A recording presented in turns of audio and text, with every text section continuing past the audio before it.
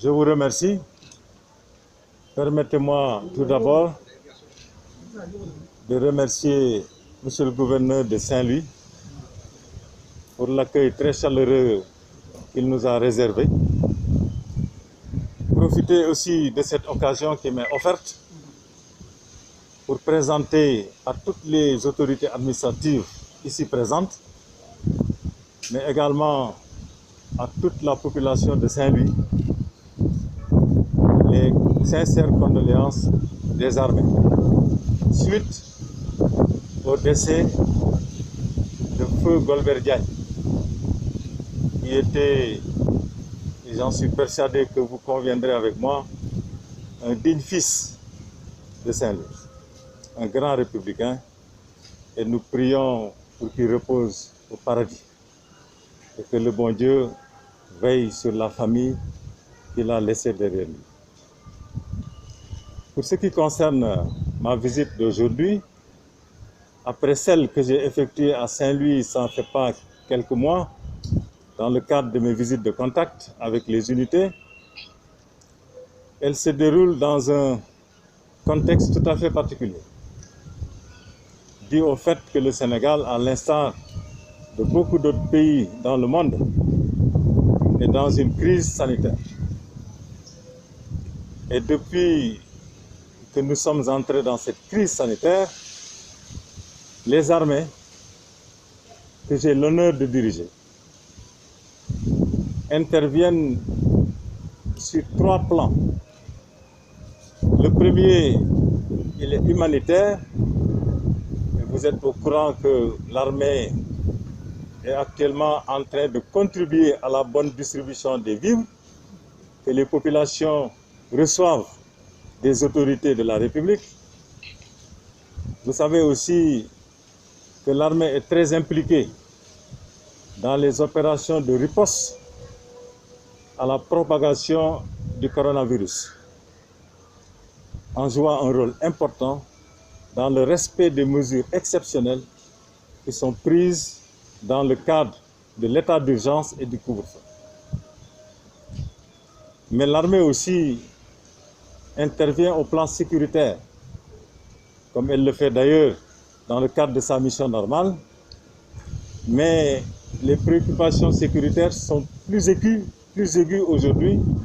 au niveau de nos frontières, et ce qui fait que l'armée est en train de se réarticuler pour être à la hauteur des nouveaux enjeux sécuritaires qu'il y a le long de ces frontières.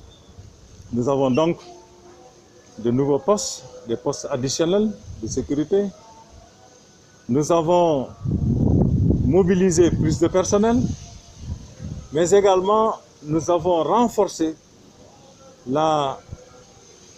mutualisation de nos efforts avec les autres forces de défense et de sécurité. Et j'ai dit tout à l'heure aux unités que j'ai visitées qu'au-delà de tous ces efforts, elles doivent également travailler main dans la main avec les autorités administratives, mais aussi avec les élus locaux et les populations dans leur entièreté, pour pouvoir avoir des résultats qui sont probants. Voilà la raison principale pour laquelle je suis venu à Saint-Louis, pour délivrer ce message de mobilisation à nos unités,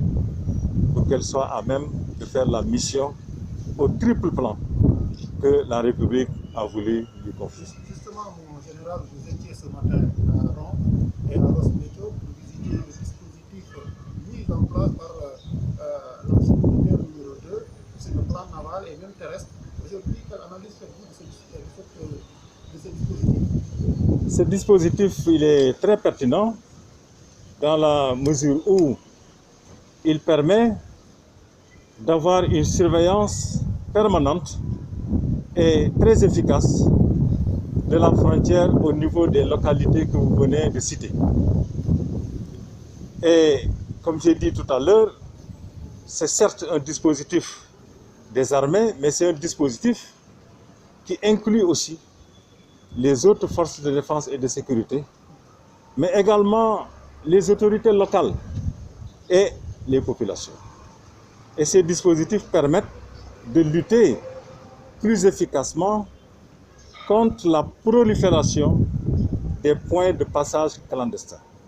Donc c'est des dispositifs qui n'ont pas été choisis au hasard, ils ont été choisis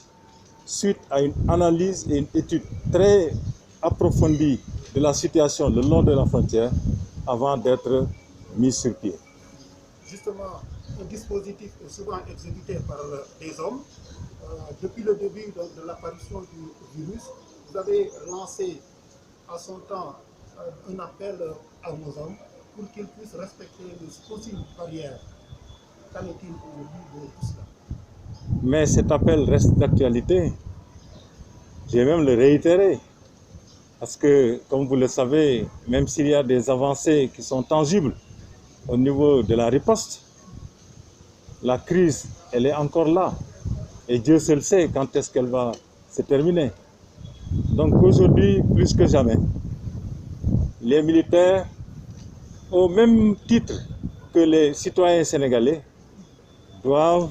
respecter toutes les mesures et les gestes barrières. Et au-delà de les respecter, doivent même donner l'exemple pour pouvoir inspirer les autres franges de la société. ci wolof bu général ñëw ci ñëw bi nga xam ne ñëw nga ko tey jii fii ci bëj gànnaaru réew mi zone militaire numéro 2 yore ko lan moo waral tànk yi tey jii. maa ngi lay sant di la gërëm soo ma mënee permettre rek ma sant gouverneur Aïdara ci accueil bi mu ñu réservé te du lu gulet parce que saa ñu fi ñëwee vraiment accueil bu mel nii la ñuy réservé ñu ngi koy sant di ko gërëm ma bëggoon aussi profiter ci occasion bii ma am pour jaale ko suñu mbokk bi nga xam ni moom la yàlla def mu jóge fi yàggul mu di Golbert Diagne di ko jaale waa Ndar yëpp ndax xam ngeen ni Golbert doomu Ndar la bu ñu respecté woon ku bëggoon Ndar ak ku bëggoon république bi ñu weesoo loolu nag sama visite bii ma def tey fii ci Saint-Louis visite la bi nga xam ni maa ngi koy def quelques mois après visite bi ma fi njëkk a def pour jël contact ak les unités visite bi nag dafay passé wu ci contexte boo xam ni contexte bu xaw a particulier la ndaxte ba léegi Sénégal comme yeneen réew yu bari ci àdduna bi dafa nekk ci li ñuy wax crise sanitaire bi nag dafa tax armée ñu dénk ko ay responsabilités yoo xam ni dafa yokk soo ko comparé ak responsabilités yi ñu koy dénk en général quand tout est normal xam ngeen ni d'abord borom réew mi